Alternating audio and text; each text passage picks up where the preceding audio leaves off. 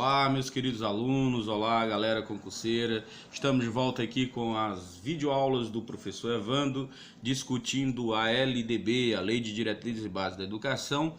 Esta é mais uma videoaula da série de LDB voltada aí para os concursos da área de educação, para professores, pedagogos, a galera aí que está concorrendo aí uma vaga no concurso público, uma vaga no serviço público e que está ligado aí no nosso canal. Se você ainda não é inscrito no nosso canal, se inscreva, ative o sininho para não perder nenhuma videoaula. Então, sem mais delongas, esta é uma videoaula voltada para debate da LDB, a Lei de Diretrizes e Bases da Educação, também conhecida como Lei Darcy Ribeiro, a lei número 9.394/96 de 1996. Então vamos aí discutir sobre o título 5 dos níveis e da modalidade de educação e ensino, capítulo 1 da composição dos níveis escolares. Então, até agora estamos discutindo as videoaulas de conhecimentos gerais sobre a LDB. O que é que eu estou chamando de conhecimento geral? Nos títulos que a gente discutiu até agora, são os títulos que são cobrados em todos os concursos públicos da educação. Seja ele para pedagogo, seja ele para intérprete de Libras, para professor de nível fundamental, de nível médio. Então, todos os níveis cobram esses conhecimentos gerais. Então, é possível que você encontre questões desses temas dentro aí da sua prova de concurso, e aí você tem que conhecer bem esses temas, são temas mais gerais, para você não errar nenhuma questão, ok? Então aqui nós não temos mais especificamente questões direcionadas para um tipo de cargo, então são questões que abrangem todos os cargos da área de educação. Então, sem mais delongas, vamos aí a nosso tema propriamente dito. Então, capítulo 1 da composição dos níveis escolares. O artigo 21 diz o seguinte: a educação escolar compõe-se de... Nós temos dois níveis escolares da educação, que é a educação básica e a educação superior. O que acontece é que a educação básica ela é dividida em três subníveis, né? Se é os subníveis ou subclasses. Então a educação básica é formada pela educação infantil, pelo ensino fundamental e o ensino médio. E a educação superior, ele aí dispensa comentários. A educação superior voltada aí para o ensino superior, o ensino profissional de nível superior nas faculdades e nas universidades ou institutos de educação. Então o que é que a gente tem que levar em consideração aqui? Esse tipo de informação, esse artigo, ele cai na boa parte dos concursos que nós nos deparamos por aí. E aí, o aluno que erra essa questão é o aluno que ainda compreende que os níveis da educação é fundamental, médio e superior. Então tem muita gente que confunde. Tem muita gente que acredita ou termina achando, né, que o ensino fundamental e o ensino médio é um nível escolar. E aí ele coloca como a educação ou os níveis escolares do Brasil sendo composto por três níveis, que seria aí nível fundamental, nível médio e nível superior. Então, você aqui esqueça essa ideia de que a educação escolar, de que os níveis da educação escolar no Brasil é dividido em três níveis, e aprenda desde já que é apenas dois níveis de educação. Então a educação escolar compõe-se de apenas dois níveis da educação: educação básica e educação superior, para você não errar nenhuma questão. Ok? E aí o que a gente vai percebendo, o que a gente vai estudar agora no decorrer da nossa videoaula é a educação básica. Vamos ver as disposições gerais da educação básica e vamos, claro, discutir também os níveis da educação básica, os subníveis, que aí é a educação infantil, o ensino fundamental e o ensino médio. Ok? Então vamos aí para o artigo 22. O artigo 22 ele está dentro do capítulo 2, né, do título 5. Que é da educação básica, seção 1 das disposições gerais da educação básica. Então vamos ver aqui as disposições gerais da educação básica. A educação básica tem por finalidade desenvolver o educando, assegurar-lhe a formação comum e indispensável para o exercício da cidadania e fornecer-lhe meios para progredir no trabalho e nos estudos posteriores.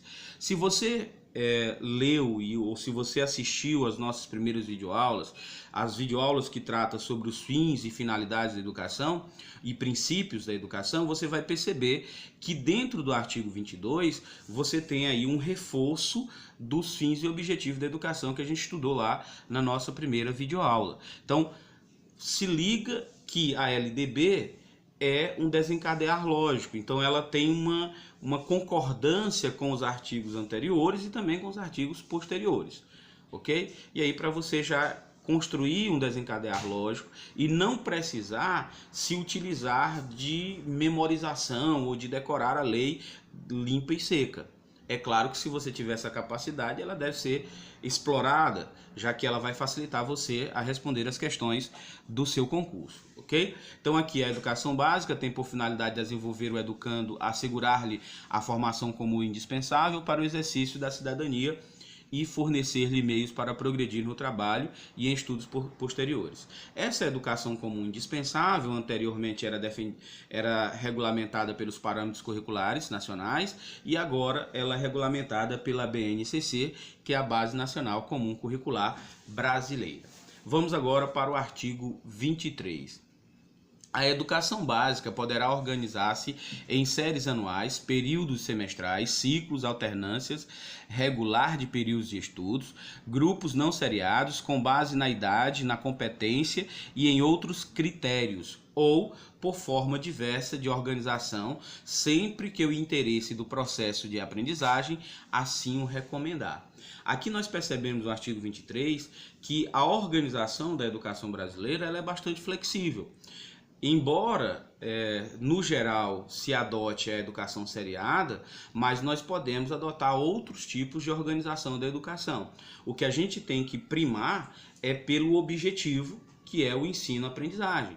Então, nós podemos organizar a educação básica de várias formas, e aí ele vai dando algumas sugestões, e ele ainda deixa aberto, né? Ou outra quaisquer, né? Ou outra de forma diversa de organização, que cumpra com o objetivo da educação básica, com esse objetivo de assegurar uma formação comum indispensável para o exercício da cidadania. Então, se a gente está assegurando essa educação indispensável para o exercício da cidadania, a forma como isso é organizado, se é seriado, se é em blocos, né, se é dividido por idades ou por faixa etárias, isso não importa. O importante é assegurar esse conhecimento, essa formação comum indispensável. Então é isso que deixa claro o artigo 23 da LDB.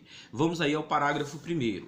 A escola poderá reclassificar os alunos, inclusive quando se tratar de transferência entre estabelecimentos situados no país e no exterior, tendo como base as normas curriculares gerais. Então, aqui no parágrafo 1º, você entenda o seguinte: você recebeu um aluno transferido de uma outra escola, de outra região do país, e aí quando ele chega na sua escola, você percebe que ele não tem o conhecimento ou a capacidade adequada para estar naquela série que ele veio se matricular. Então você pode reclassificá-lo. Essa reclassificação pode ser para uma série anterior ou para uma série posterior, tá? Parágrafo 2º.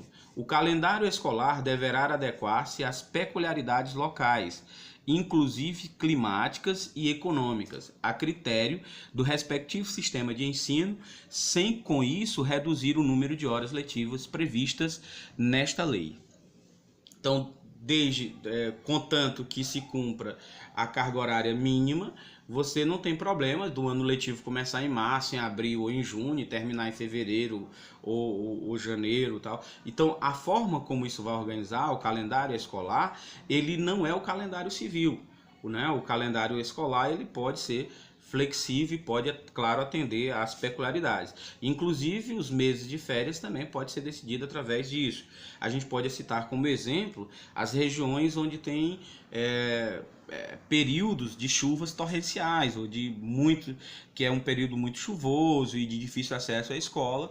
Então, você pode sim regular o período de férias ou os períodos de recesso para esses períodos em que o acesso à escola é dificultado. E aí você coloca o calendário escolar sendo adequado em outros períodos, em períodos mais secos, em períodos que seja mais fácil chegar até à escola. Ou então as questões econômicas, a gente sabe que tem uma agricultura familiar e aí alguns filhos, os filhos mais velhos terminam ajudando, tal. Então você pode também adequar o calendário escolar a essas questões e condições econômicas, não do filho, mas dos pais. Os pais podem necessariamente precisar se ausentar da proximidade da escola para o trabalho. Então, isso sim pode ser feito também em relação ao calendário escolar. Então, o parágrafo 2º diz que o calendário escolar deverá adequar-se às peculiaridades locais, inclusive climáticas e econômicas, a critério do respectivo sistema de ensino, sem com isso reduzir o número de horas letivas previstos, né, nesta lei. Então,